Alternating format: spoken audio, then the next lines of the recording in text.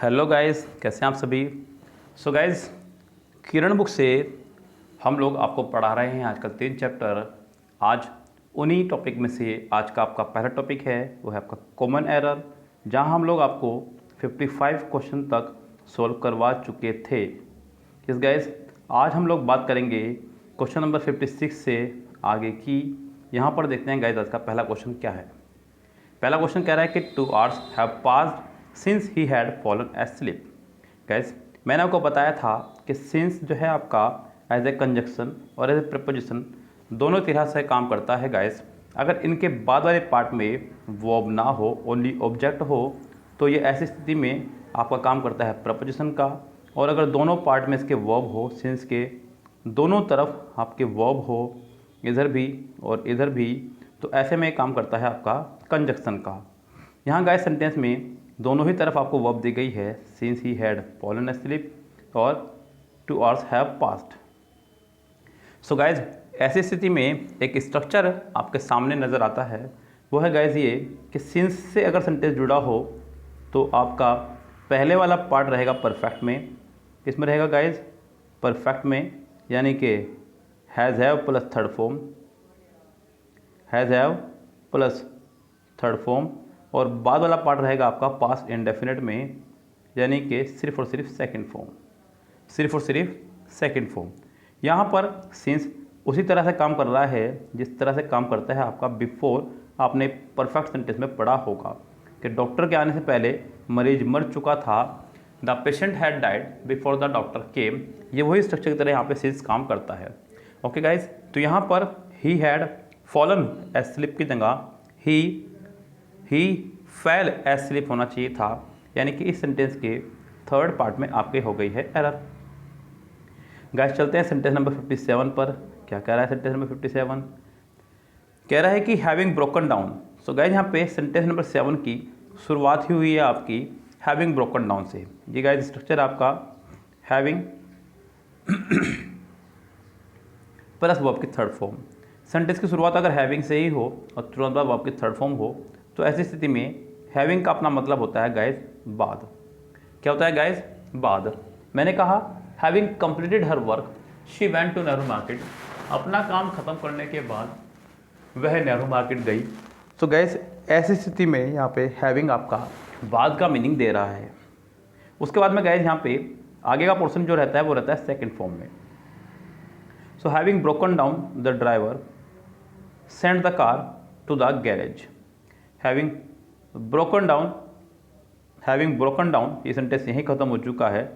थकने के बाद the driver send the car to the garage. तो कार गैस, यहाँ पे सेंटेंस जो है आपका पैसिव वॉइस में होना चाहिए गाइस, क्योंकि कार खुद गैरेज में नहीं जाएगी, उसको ले जाना पड़ेगा। तो आप सेंटेंस को बनाएंगे the car was sent by the driver. तो सेंटेंस का भाव कुछ इस तरह से होना चाहिए था, यानी कि इस सेंटेंस में अगर मैं बात करूं तो सेकंड पार्ट इसका पूरी तरह से रॉन्ग हो चुका है। सेंटेंस नंबर चलते हैं गाइस 58 पर। कह रहा है कि ही इज़, यहाँ पर ही के बाद इज़ लगाया, यानी कि इसको अपनी वर्ब एक मिल चुकी है। He is one of those writers who has won acclaim the worlds over.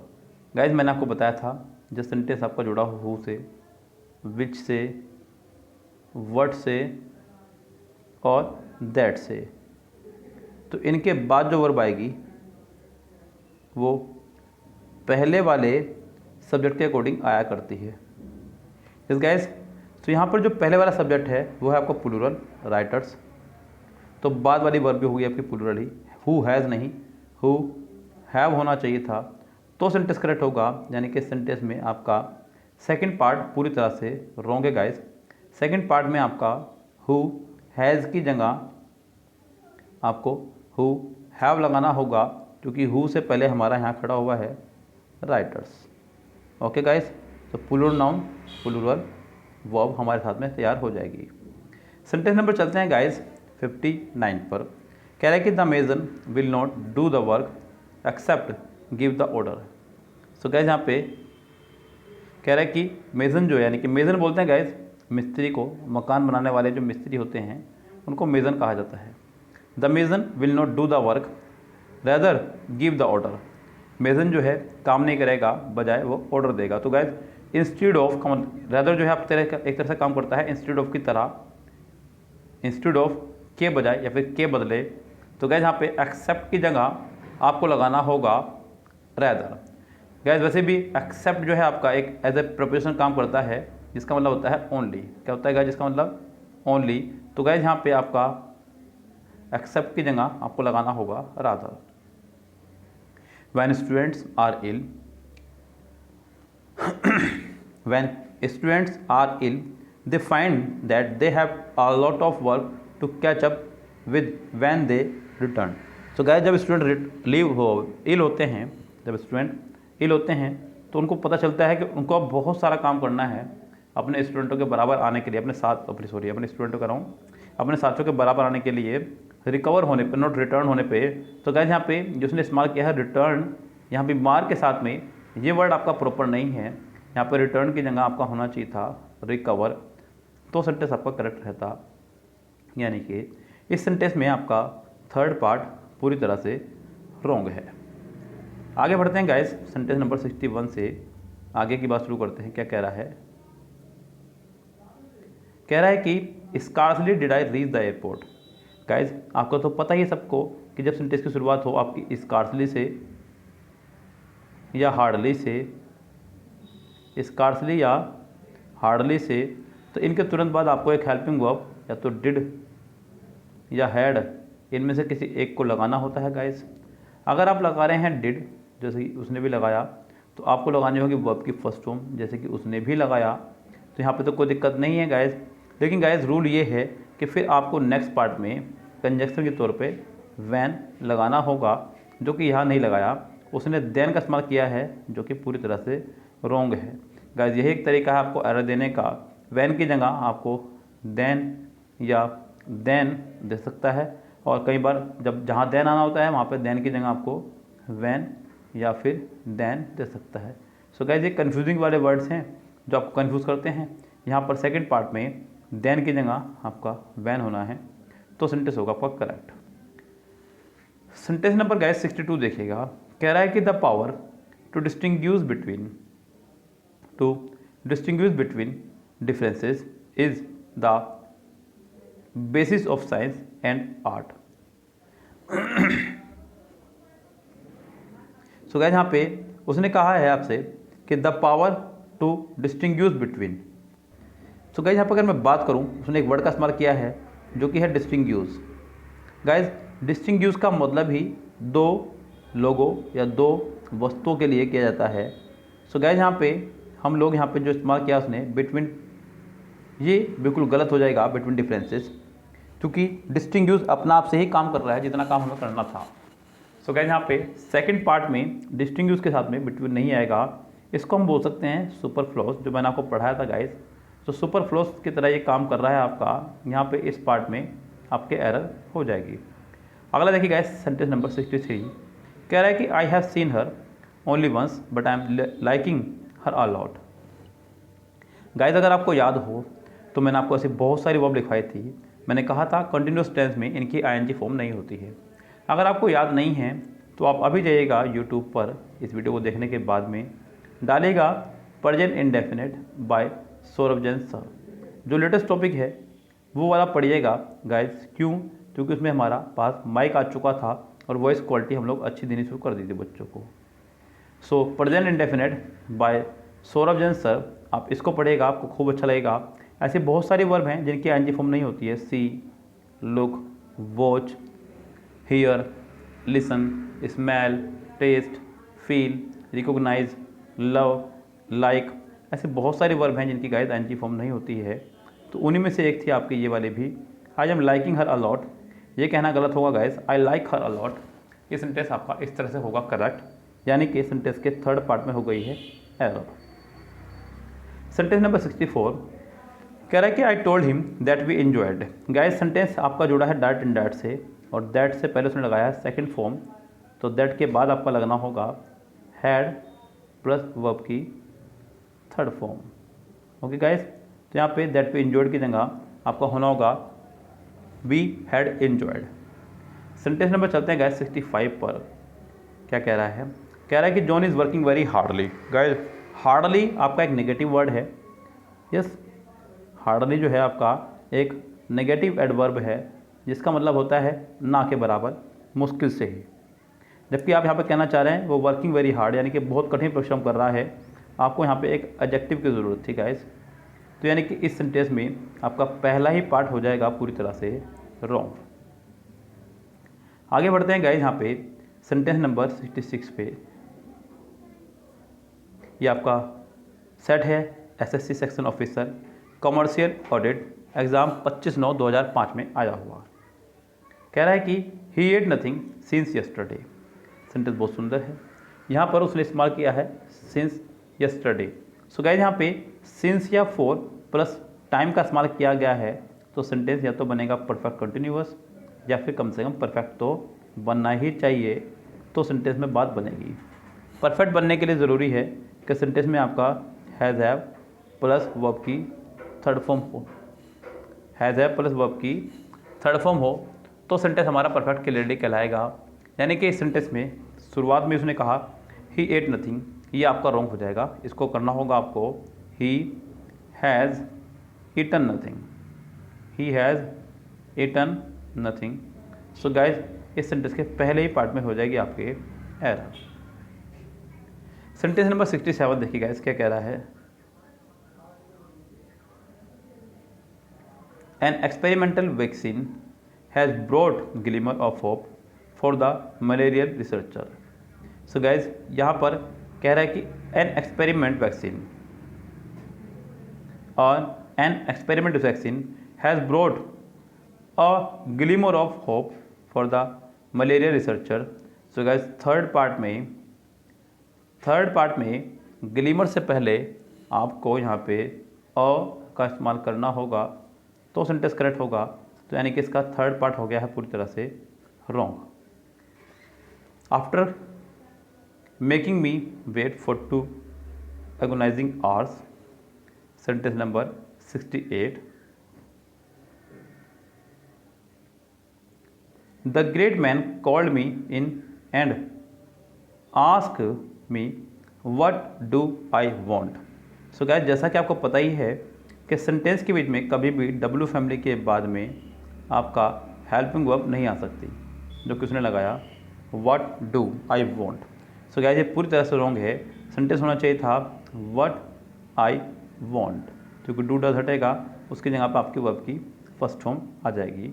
यानी कि सेंटेंस में आपका थर्ड पार्ट यहाँ पर रॉन्ग है।